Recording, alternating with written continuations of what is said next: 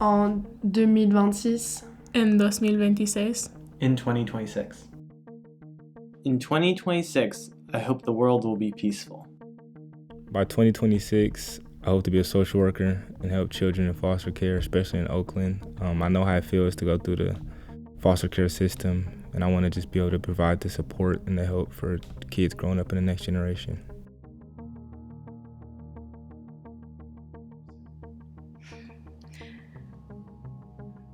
I would describe myself as intellectual, queer, brown, chubby, powerful. 10 years from now.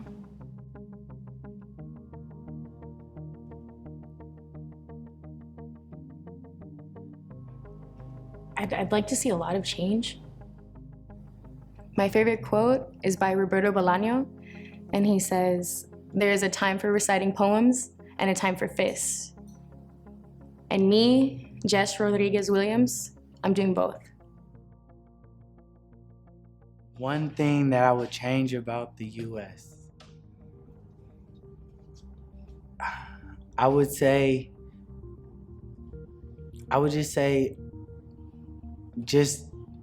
the fact that we gotta disclose our records as a juvenile.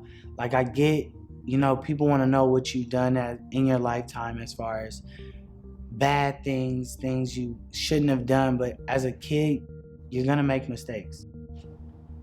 My daughter's name Matai. Her favorite color is purple. She loves to cook with me, and we like to bike ride. And she loves her dog Smack. Do the right thing. Be a father. I didn't have a father in my life, so don't continue this cycle of fatherless childs, motherless childs. Change it. Be a change like that. That's the whole point of having a child, to do the things that your parents didn't do for you. And that's what I'm proud of, is being a father to my daughter. I've been there since day one, May 29th, 2012. And I've been there since then till now. And man, that's the proudest thing I could say I have accomplished. I'm continuously doing, and I'm never gonna stop. So, like, that's the big goal right there. Is just continue being her father and being the best person I could be for her. And that's my accomplishment, being her father. Yeah, definitely. So even though I grew up most of the time in Thailand and Malaysia, I was constantly thinking about America because ever since I was young, I wanted to be a doctor. And I knew that America was the place that was going to help me become a doctor because I'm a citizen there. And I knew that in a way that I had to go back. And so when I came to college at UC Berkeley, I was super excited because this was the land of the free. This was the land of the brave. This is the land where if you work hard enough, you can get to where you want. And I quickly realized that that's not true. Not everyone is equally free here. I met a lot of people in college who were struggling, who were bonded under so much debt. They were in a way not free because they had to deal with racism every single day. A lot of people were not being brave in college.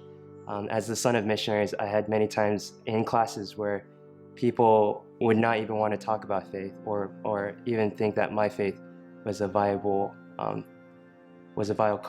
concept to even discuss. I am privileged in a way that there are Asian American doctors who were willing to mentor me, and there's precedent. But a lot of my other friends would say, when I go into any hospital, I don't see any doctors who look like me. There's no one really rooting for me, and that broke my heart. They told me, look around in your science classes, how many African American kids do you see? And I would look around, there's only 2, 3 out of 300. And that was the beginning of me thinking, like, this is a great land, but we have a lot of work to do because 3 African American students in a class of 300 future doctors, that's not good enough. En 2026, je souhaite que le monde soit en paix. En 2026 espero que el mundo sea pacífico. In 2026, we must accept all religions.